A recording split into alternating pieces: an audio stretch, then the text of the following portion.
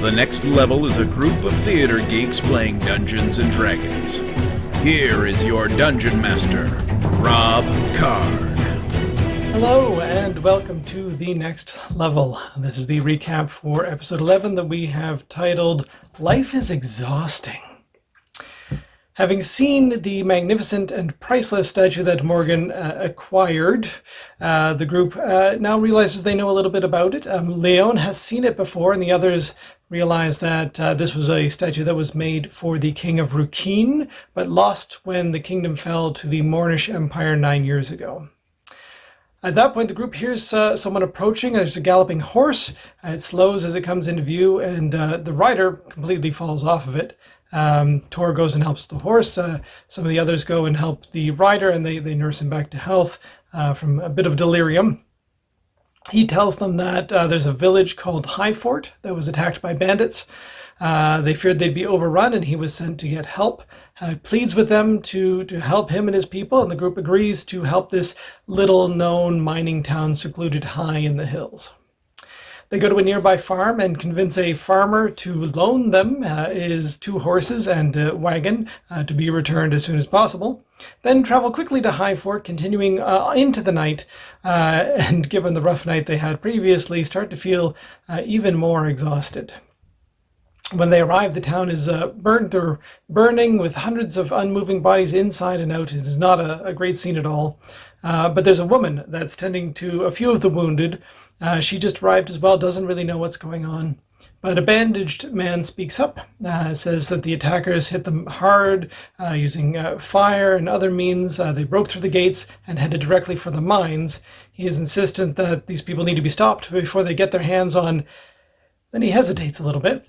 Mint asks if we see them with something they shouldn't have, should we destroy it? And his immediate answer is no. So Mint says, well, maybe then we should know what it is. So the man tells them of the Life Stone, a powerful and precious artifact this town has been protecting, primarily with secrecy and seclusion, that is in the deepest part of the mines.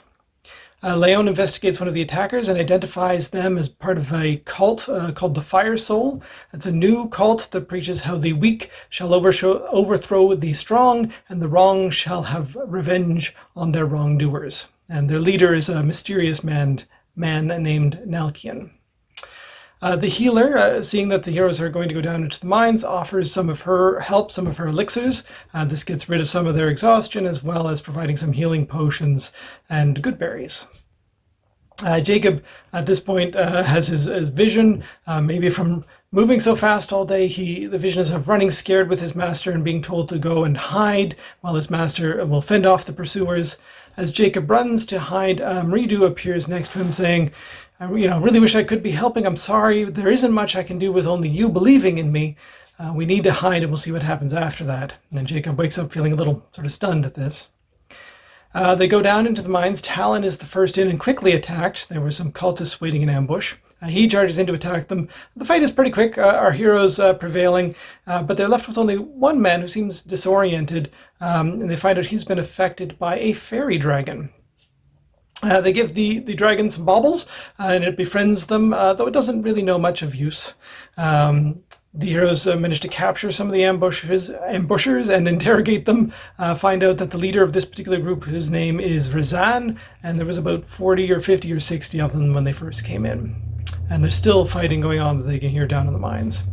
They find a small cave off of one of the main ones, which contains supplies and 4 injured and exhausted dwarves.